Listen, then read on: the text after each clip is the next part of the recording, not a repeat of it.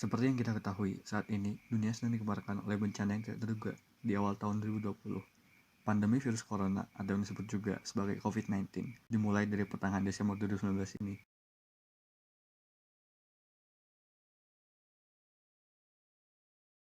Bermula dari kota Wuhan yang berada di China dan diduga berasal dari pasar hewan-hewan liar yang dijual di sana.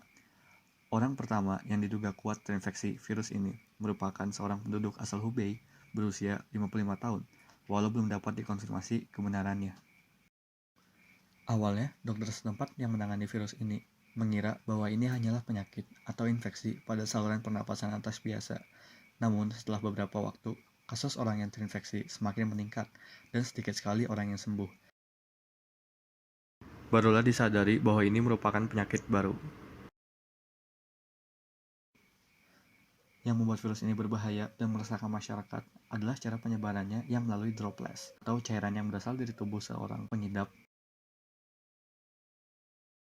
melalui batuk atau bersin, lalu cairan dan partikel virus tersebut terhambur ke udara dan dapat terhirup oleh orang sekitarnya, ataupun virus dapat menempel di barang-barang sekitar karena karakteristik virus ini yang memiliki permukaan berupa protein runcing yang dapat dengan mudah mengait pada sel membran dan memungkinkan material genetik masuk dalam sel inangnya, yang bila mana tersentuh tangan lalu terpapar pada area wajah, maka akan dengan mudah menginfeksi orang tersebut. Masa inkubasi virus tergolong cukup lama karena membutuhkan waktu hingga 14 hari sampai gejala-gejala awal muncul, dan selama masa inkubasi tersebut, virus dapat tetap menyebar. Gejala awal virus ini meliputi demam tinggi, batuk kering, kelelahan, serta sesak napas pada umumnya, sehingga sulit membedakannya dengan infeksi saluran pernapasan atas biasa. Namun, ada juga orang yang terinfeksi tetapi tidak memperlihatkan gejala-gejala tersebut.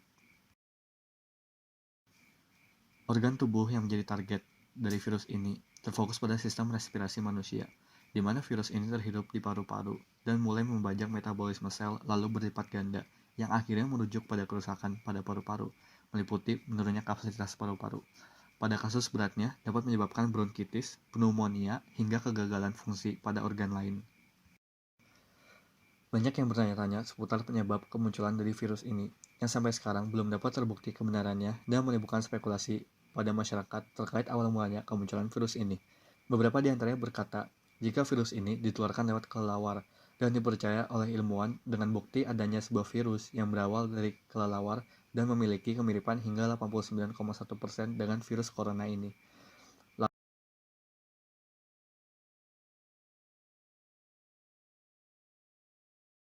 Lalu, seorang ahli senjata biologis bernama Danny Shoham berkata, jika virus ini merupakan senjata biologis yang dirancang oleh pihak militer China yang bocor di laboratorium di kota Wuhan. Buktinya adalah sekelompok ahli virologi dari China yang sedang bekerja di Kanada dan mengirimkan sampel-sampel virus berbahaya ke laboratorium di Wuhan, karena laboratorium di Wuhan punya tingkat keamanan level 4 atau P4, tempat menguji atau meneliti virus-virus berbahaya di dunia. Pada mulanya, virus ini menyebar dengan cepat di kota Wuhan, China. Setelah kasus menginfeksi ratusan orang dan banyak orang meninggal,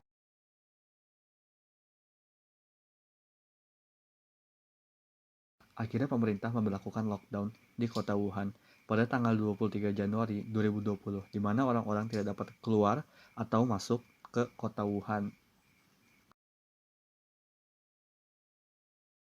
Langkah ini mungkin sedikit terlambat karena virus ini telah terbawa ke kota-kota lain di China.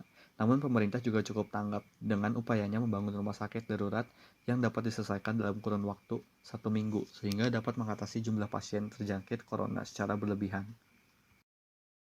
Di China sendiri penyebarannya tergolong cepat dan menduduki peringkat 1 di dunia sebagai pasien terbanyak pengidap corona. Penyebaran ini meluas ke negara-negara lain karena banyak aktivitas yang dilakukan lintas negara, sehingga akhirnya World Health Organization atau WHO menetapkan bahwa virus corona merupakan pandemi global. Kasus pertama di Indonesia tercatat pada tanggal 2 Maret 2020. Lalu, pada tanggal 6 Maret 2020, pasien meningkat menjadi 4 orang. dan kembali meningkat lagi menjadi 6 orang pada tanggal 8 Maret 2020. Kematian pertama akibat virus corona itu sendiri tercatat pada tanggal 11 Maret 2020. Langkah yang diambil oleh pemerintah dengan menetapkan aktivitas dilakukan dari rumah sudah cukup baik, dan secara mengejutkan juga, Kemendikbud menyatakan bahwa ujian nasional akan ditiadakan. Keputusan yang resmi dibuat dan diumumkan pada 24 Maret 2020 bertujuan untuk mengurangi aktivitas yang akan berlangsung di kalangan pelajar guna mencegah penyebaran virus corona. Pemerintah juga sudah memasok persediaan APD atau alat pelindung diri bagi tim tenaga medis dan juga menyediakan ribuan rapid test kit guna mengetahui orang yang menjadi suspek positif virus corona. Meskipun rapid test kit ini dinilai kurang akurat dalam mengidentifikasi pasien yang positif corona. Di DKI Jakarta juga sudah disediakan bantuan dari pemerintah guna menunjang penanganan virus corona. Misalnya, Wisma Atlet yang diubah menjadi tempat untuk mengarantina dan merawat pasien positif corona, dan penyediaan hotel bagi tempat tinggal sementara tenaga medis, juga santunan bagi para dokter dan perawat untuk mengapresiasi jasa mereka, serta alat-alat kebutuhan medis lainnya.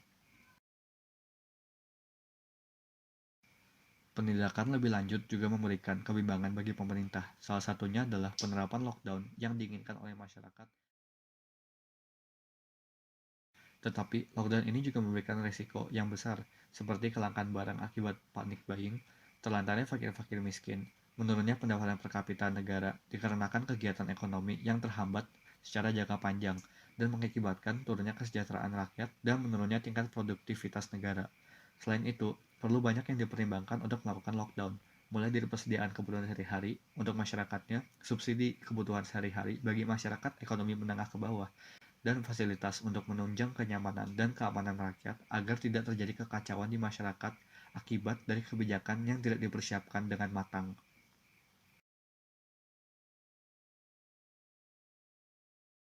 Hal yang dianjurkan untuk dilakukan oleh pemerintah saat ini adalah melakukan lockdown di beberapa daerah, namun menimbang kesiapan mental masyarakat yang belum mumpuni, tentu ini bukan solusi yang tepat untuk diambil oleh pemerintah. Physical distancing dan self-quarantine selama 14 hari yang dikatakan oleh pemerintah harusnya sudah cukup jika semua masyarakat patuh. Tapi pada kenyataannya, masyarakat masih kurang sadar akan bahayanya virus ini. Sehingga yang harus dilakukan adalah pemerintah memberikan sosialisasi dan pengertian yang baik kepada masyarakat, terutama kepada masyarakat yang sekiranya kurang terdidik dan wawasannya kurang, serta dari kelas ekonomi yang rendah, juga daerah yang terpelosok. Selain itu, lebih baik pemerintah melakukan karantina wilayah, terutama bagi wilayah-wilayah yang sudah terdampak oleh virus corona ini. Pemerintah juga harus lebih tegas menindak masyarakat yang tidak patuh dengan kebijakan ini, seperti membuat perda, karena Indonesia sendiri merupakan negara hukum, di mana hukum atau peraturan menjadi acuan bagi masyarakat untuk bertindak, dan hukum bersifat memaksa, serta memiliki sanksi bagi pelanggarnya, sehingga masyarakat dapat lebih patuh dalam masa self-quarantine ini. Pemerintah sudah melaksanakan tugasnya dengan baik, tetapi mengapa penyebaran virus corona ini masih terus berlanjut? Tentu saja karena adanya oknum-oknum yang tidak mengerti akan bahayanya virus ini dan tidak mengindahkan himbauan dari pemerintah. Padahal untuk menciptakan kembali suasana yang kondusif diperlukan kerjasama antara pemerintah dan rakyat. Maka dari itu penting untuk mengetahui dampak yang disebabkan oleh virus corona ini. Yang pertama, tentu saja virus ini berdampak pada kesehatan dan dapat menyebabkan kematian.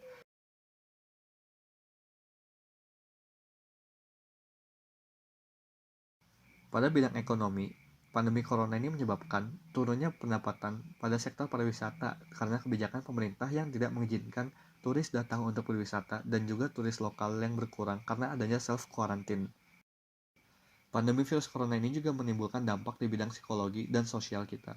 Karena adanya self-quarantine mengakibatkan minimnya sosialisasi secara langsung dengan orang sekitar kita. Juga tiap individu yang akan merasa tertekan dan stres akibat suasana yang sama yang ditemui setiap harinya, di mana kebebasan bermasyarakat seolah direnggut oleh virus corona tersebut.